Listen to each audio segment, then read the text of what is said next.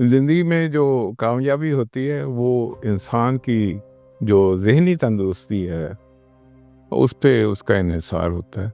जब वो ज़हन अच्छे तरीके से चलता है तो उसके मुताबिक फिर उसके बाकी एक्शन भी उसके मुताबिक चलते हैं। तो आज मैं आपको 5 पॉइंट्स ज़हनी सेहत को इम्प्रूव करने के लिए बताऊंगा। सबसे पहला तो ये है कि नॉन जजमेंटल हो जाए। जो आपके इर्द गिर्द जो इशू चल रहे हैं दूसरा उसके ऊपर अपनी जजमेंट और उस जजमेंट को अपने ऊपर सवार करके एक अनकॉन्शियसली आप एक अपने आप को एक मुश्किल में डाल लेते हैं, तो उसको छोड़ दें। जो कुछ भी हो रहा है उसके ऊपर उसको वैसे देखें कि अपना कैसे उसमें से बचाव कैसे है, दूसरा कैसे है, क्या इश्यूज हो रहे हैं उसके ऊपर। अगर ज़हन में ज़्यादा है तो उसके ऊपर कोई नोट्स बना लें।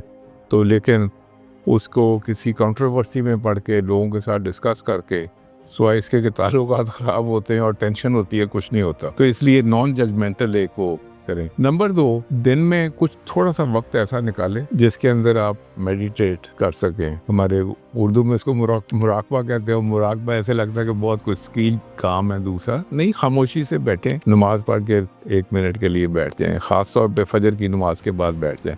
तो उसके अंदर बहुत से ना अच्छे ख्यालात भी आते हैं, अलग सा लगाव भी होता है और माइंड जो है ना वो एक सुकून में आना शुरू हो जाता है। तो इसके अलावा ये जो शॉर्ट ब्रेक्स हैं दिन के अंदर, जिसमें आदमी अपने काम से 1 सेकंड के लिए पीछे बैठता है, आंखें बंद कर लेता है और थोड़ी देर के लिए खामोशी के साथ किसी चीज़ पे या गौर करता है, बिल्कुल ही किसी पे गौर नहीं करता, तो उसके साथ भी बहुत से जो उसके अंदर जो टेंशन होती है माइंड में वो बेहतर होती हैं और माइंड जो है ना उसके बाद दोबारा से बड़े अच्छे तरीके से चलना शुरू हो जाता है। 5वां ये है कि जो कंसिस्टेंट रूटीन है, जो काम भी आप शुरू करें उसको रोजाना उस रूटीन के साथ करें। कभी कर लिया कभी छोड़ दिया, उसमें से कुछ नहीं बनता। सो कंसिस्टेंसी जो है वो फिर उसका नतीजा कि आपका माइंड उसी सिस्टम के साथ चलता है, उसी के मुताबिक सोचता है और उसके साथ ही आप देखेंगे कि लोगों के साथ आपका जो बर्ताव है, जो इंटरेक्शन है, वो भी इम्प्रूव हो जाएगा। बहुत शुक्रिया।